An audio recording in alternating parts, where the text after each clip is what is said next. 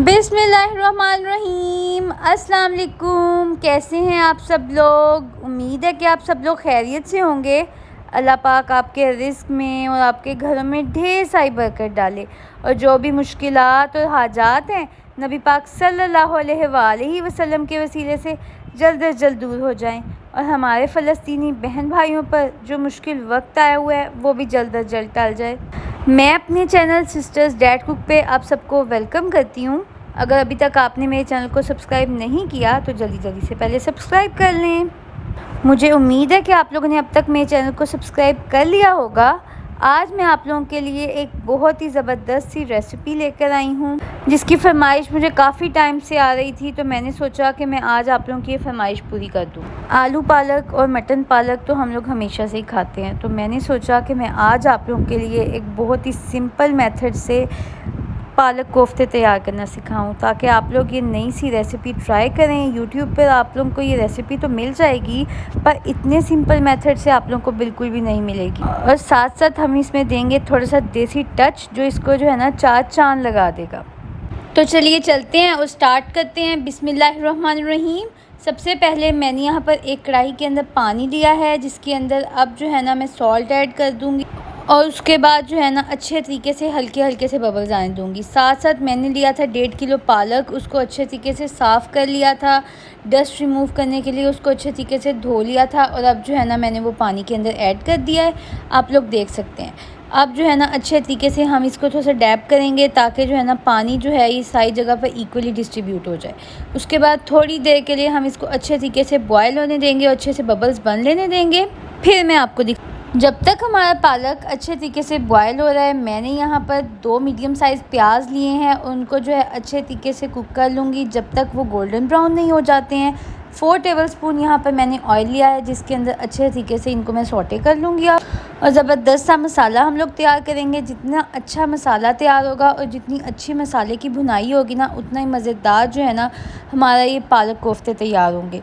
उसके बाद मैंने 2 टेबलस्पून यहाँ पर जिंजर गार्लिक पेस्ट लिया था और इसके अंदर ऐड कर लिया। ये पेस्ट मैंने घर पर ही तैयार किया था और आप लोगों को भी तैयार करना सिखाया था, उसका लिंक मैं डिस्क्रिप्शन बॉक्स में ऐड कर दूंगी, आप लोग वहाँ से चेक कर लीजिएगा। और साथ साथ जो है ना अच्छे तरीके से मसाले की भुनाई हो रही थी तो हम लोग अब 3 जो है ना इसके अंदर मीडियम साइज़ टोमेटोज़ लिए हैं वो कट करके ऐड कर देंगे। आप लोग देख सकते हैं इनका साइज़ किस तरह का है और अच्छे तरीके से इन तमाम चीज़ों की भुनाई हो लेने देंगे। मसाले को मज़ीद मज़ेदार और हेल्थ बेनिफिट से भरपूर बनाने के लिए इसके अंदर मैंने ऐड किया कड़ी पत्ता। कड़ी पत्ता जो है मैंने अपने किचन गार्डन से लिया था और उसको अच्छे तरीके से वॉश कर लिया था ताकि जो भी डस्ट वगैरह है ना लीव्स के ऊपर वो रिमूव हो जाए। अच्छे तरीके से मसाले की भुनाई करेंगे। फ्लेम हम लोग जो है ना लो टू मीडियम ही रखेंगे। थोड़ा सा पानी इसके अंदर ऐड किया है ताकि अच्छे तरीके से जिंजर गार्लिक पेस्ट जो है ना वो उसकी भुनाई हो जाए। ये देखें जी, भुनाई जब तक हो रही है तब तक हम बात कर लेते हैं ड्राइड मसालों की। यहाँ पर मैंने कलौंजी लिया है क्योंकि हमें सबको ही पता है कि कलौंजी में मौत के अलावा हर बीमारी की शिफा होती है। हल्दी ली है, रेड चिली पाउडर लिया है, सूखा धनिया लिया है और ज़ीरा लिया है और नमक लिया है। तमाम तरह चीज़ें 1 टेबलस्पून ली है। उसके बाद जो है ना यहाँ पर मैंने दही ऐड कर दिया है, हाफ़ बोल जो है ना मैंने यहाँ पे योगर्ट के ऐड किया है। उसके बाद ये तमाम तर मसाले जो मैंने आप लोगों के साथ पहले जिनका जिक्र किया था वो तमाम तर ऐड कर दिए हैं और अच्छे तरीके से इन तमाम तर चीज़ों की अब हम भुनाई होने देंगे। फ्लेम यहाँ पर हम लोग मीडियम ही रखेंगे, ज़्यादा हाई नहीं करेंगे और साइड्स को साफ़ करते रहेंगे ताकि अच्छे तरीके से जो है ना हमारा ज़बरदस्त सा मसाला तैयार हो जाए। फिर साथ साथ पालक जो है वो अच्छे तरीके से बॉयल हो गया था तो मैंने उसको ग्राइंड कर लिया था और वो भी जो है ना मैंने इसके अंदर ऐड कर दिया है। साथ साथ मैंने उसके अंदर ऐड कर दी थी 5 से 6 ग्रीन चिलीज़ और उनको भी साथ ही जो है ना मैंने ग्राइंड कर लिया और अब ऐड कर मसाले की भुनाई हो गई है। अंदर पालक हमने ऐड कर दिया है अच्छे तरीके से। अब हम दोबारा से जो है ना इसको कुक होने देंगे। आप लोगों ने जो है इसके कुकिंग टाइम का ख़ास ख्याल रखना है। 10 से 15 मिनट आप लोगों को प्रॉपर्ली इसको अटेंशन देनी पड़ेगी। उसके बाद ज़बरदस्त सा जो है ना आपका ये कोफ्ते पालक तैयार हो जाएंगे। उसके बाद मैंने कोफ्ते लिए थे जिनकी रेसिपी पहले भी मैंने आपके साथ शेयर की हुई है, उनको मैंने अच्छे तरीके से फ्राई कर लिया था और वो भी मैंने इसके अंदर ऐड कर दिए हैं ताकि जो हमने मसाला तैयार किया है और पालक और ये जो कोफ्ते हैं ना ये तमाम तर चीज़ें आपस में रच बस जाएँ। उसके बाद इसके अंदर हम 3 to 4 टेबलस्पून योगर्ट के ऐड कर देंगे ताकि मज़ेदार सा फ्लेवर आ जाए।